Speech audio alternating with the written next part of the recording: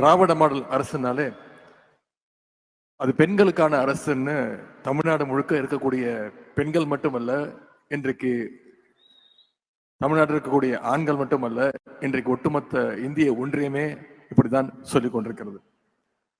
அதற்கு காரணம் நம்முடைய மாண்புமிகு முதலமைச்சர் அவர்கள் ஒவ்வொரு திட்டத்தை கொண்டு வரும்பொழுதும் அதுல மகளிர் முன்னேற்றத்தை மனசுல வச்சு ஒவ்வொரு திட்டத்தையும் செயல்படுத்தி வருகின்றார்.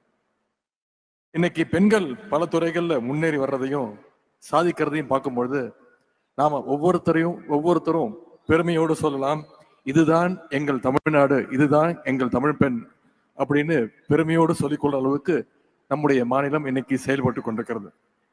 இன்னைக்கு பெண்ணுரிமையில இந்தியாவுக்கே தமிழ்நாடு தான் ஒரு எக்ஸாம்பிள், முன்னோடி மாநிலமாக திகழ்ந்து கொண்டிருக்கிறது.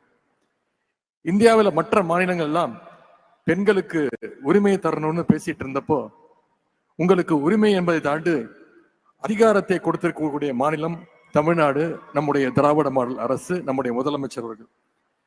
தந்தை பெரியார் கிட்ட போய் ஒரு முறை, நீங்க பெண்ணுரிமை பத்தி பேசுறீங்களே, பெண்களுக்கு என்னெல்லாம் உரிமை கொடுக்கணும்னு ஒருத்தர் கேட்டார். அதற்கு பெரியார் சொன்ன பதில் ரொம்ப சிம்பிளா சொன்னார். பெரியார், ஆணுக்கு என்னென்ன உரிமைகள் இருக்கோ அது எல்லாமே பெண்களுக்கு கிடைக்கணும் அப்படின்னு சொன்னார் பெரியார். பெண் அடிமைத்தனம் ஒழியணும்னா 2 விஷயங்கள் முதல்ல நடக்கணும்னு சொன்னார் பெரியார்.